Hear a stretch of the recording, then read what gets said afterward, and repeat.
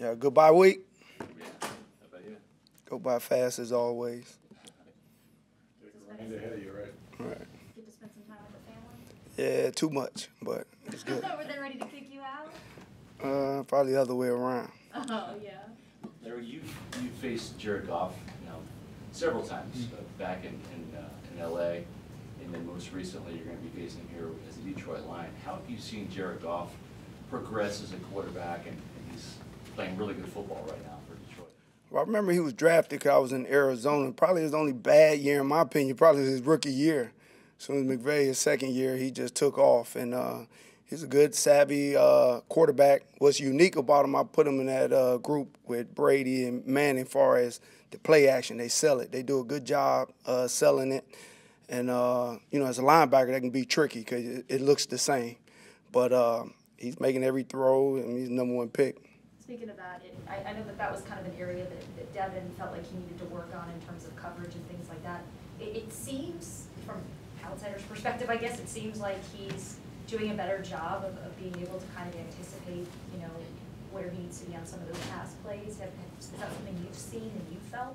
Well, the first quarter, that's we did the breakdown. We just self-scouted. You're doing a great job. As middle backers, you want to eliminate those play actions and easy seam ball, get a chunk, get the offense going. He's doing a good job. And as a linebacker play, it's more of a feel. You just got to feel it. You got to see it.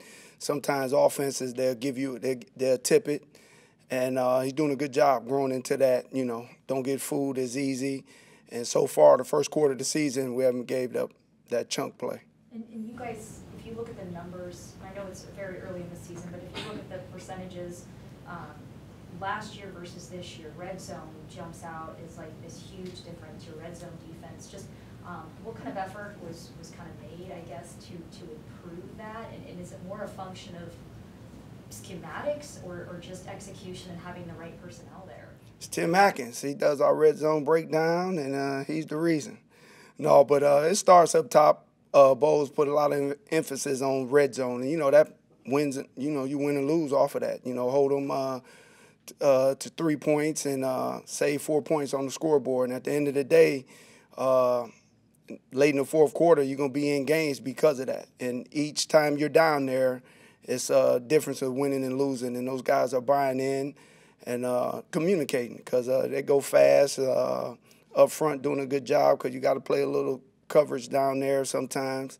But so far, we rock solid. Larry, speaking of that point, the Lions, they're more of a touchdown team than field goals. They've got a lot more TDs than field goals this year. Can you just speak to overall their offense and how, whether it's in the red zone or outside the red zone, they're getting 7s this year rather than 3s? So I think started last year, they put the league on notice. That offense is high-powered. They can run it. They can throw it. Talked about Goff earlier. The line is good. It's going to be a big challenge for us. And just studying them guys, they can run it and throw it. So the guys got to buy in and got to win your one-on-one matchups. And in order to beat a good offense like that, your players got to outplay theirs. And our guys are up for the challenge. Sorry about that. It's creamsicle week, right? I don't know what your feelings are about that, but the last guy, or maybe the only guy on this roster to have worn it, is Levante David. And I looked, and he's leading you in tackles. At his age, at his experience, just what are you seeing from Levante? Obviously, you guys did a really good job with Kamara last week. How is he playing? He stays in shape. That's key. I tell all these young guys, always stay in shape. He takes care of his body. He's a pro, not just on the field, but off the field. Anytime you play at that type of level for these amount of years, that's where you got to give the credit to. He stays in shape, and he's serious. And I watch him every spring. If I still see him get out of breaks, I always tell him, hey, you got one more year. And he's doing a great job. Larry, Elijah Cansey, we've seen him for 11 plays. You've seen him practice behind the scenes for at least a couple of days.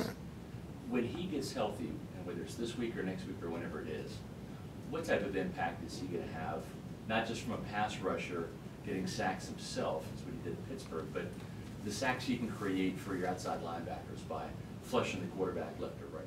Well, we don't know yet. We're hoping. That's why we drafted him. But he has a skill set everybody knows about, and we just can't wait for him to get out there and play. Hopefully he can recover from the injury and play good ball for us. But we know the skill set that he possesses, and that's why we drafted him. Along the lines of the red zone pass defense has really jumped out. Just from your vantage point, I mean, was there a concerted effort to bolster that over the summer, or to get better in that area personnel-wise, or just what do you attribute the pass defense in the red zone to? Keys and guys are just buying in. Every team plays pretty much the same stuff down there. It's just a matter, our guys are executing.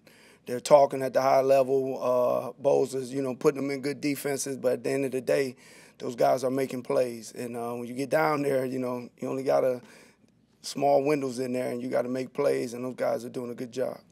Larry, you've got two really good high-paid corners in Jamel Dean and Carlton Davis. But you get another guy in Zion Collin who might be grade-wise outplaying them right now, just with his opportunities he's had. When Jamel gets back, whenever that is it going to be hard to make a decision from a coach looking at the film of taking Zion off the field, or do you have to find a way to rotate him in with Carlton and Jamel? Well, you can't never have too many corners. And, it's a second-year guy. He's improving from year one. You guys see that already in just the 4 games. But quite sure we got roles for all them guys. And when Dean gets back healthy, we just, best man win. Another area that kind of jumped out is, I know that previously there would be issues where it would be the end of a quarter or something, and whether it was because teams were going in hurry-up mode or what, but things kind of would seem to get away from this defense. But it's not the case this year. You're doing a lot of self-scouting. You studying us up, huh? I don't know. Well, I mean, I think everybody in this room probably does, right? That's our job. But no, just has there been a conscientious effort to do that? Or, is that kind of a mindset thing, right? Because that's not an easy switch to make, where suddenly you're really able to clamp down on opponents, and even, like Christian Isian, getting takeaways, just before the end of the half, or just before the end of games. Well, they got stats that we throw around a lot. If a team scores right before the half and get the ball back, their chances of winning goes up. So we always talk about that, finish the half, that's big. But it goes back to Zion. A lot of young guys had to play last year, and we're reaping the benefits this year. Them guys are playing much better, picked up Isian, but them guys are doing a good job, but we always finish the half, and every team is saying that throughout the league. It always starts with stopping the run. 2 weeks ago, Philadelphia, or 2 games ago, Philadelphia ran it for over 200 yards, and then the last game. I kind of threw that one away. I don't remember that. Here comes the good news. The last game, you guys shut down their running game and out with Kamara. So, David Montgomery, you know what you're in for this week, right? This is another game where that has to start there, right? It's not just him, whoever touches the ball. And it starts up front. But I definitely mentioned that to my guys this morning. Last time, a good running team, they won it. And we got to win this battle. It's going to be a big challenge because everybody knows that they're coming in here to run the ball, and that's their identity. And it's going to be a big challenge for us. One of those guys in charge of stopping the run is Vita Vea, but can also get after the passer. Right. Second year in a row, he's leading you guys in sacks. Can you just speak to his ascension as a pass rusher and what that's doing for you? Well, you guys the one got to put him in the Pro Bowl. You guys, you kind of overlooked the big old run-stop 3 techniques for us.